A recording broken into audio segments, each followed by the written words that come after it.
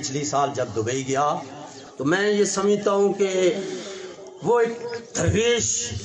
انسان دوست مہمان نواز ختم ہے، یہ بات ان پہ ختم ہے۔ میرے پاس الفاظ نہیں، صرف دو باتیں ہیں، چونکہ میں ان کے ساتھ ہر وقت جب بھی ہم محفل میں بیٹھتے تھے،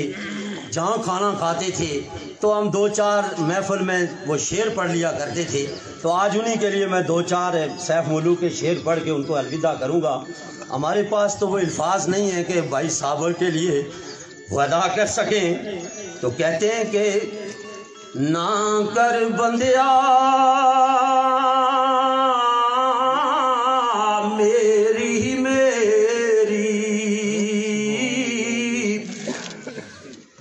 نہ کر بندیا میری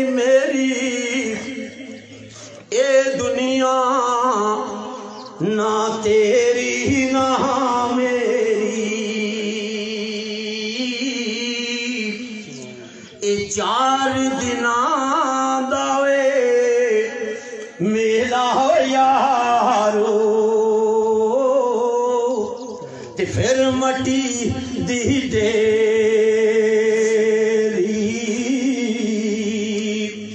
آخر صابر صاحب کے لیے کہ جا یار حوالے رب دے تے میلے چار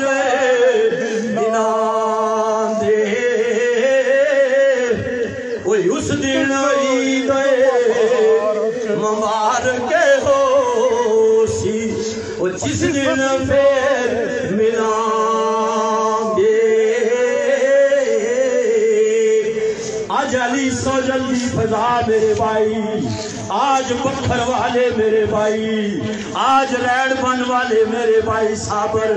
تجھے الوداع کہہ رہے ہیں، ہمارا وجدان کہہ رہا ہے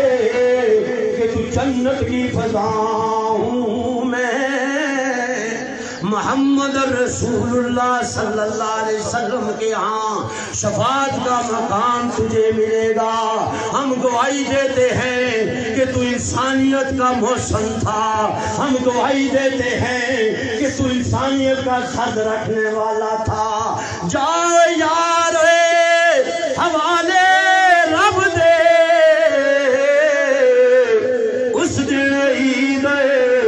مبارک ہو سی، جس دن پھر ملیں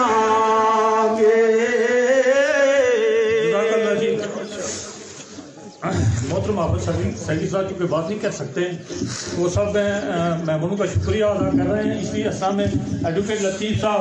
جناب مولانا مقبول صاحب علیہ السلام سے تشریف لائے، جن کو جو بھی اس دوران تشریف لائے، میں ان کا شکر گزار ہوں، ان کو وقت نہیں دے سکا۔ میں بلا تاخیر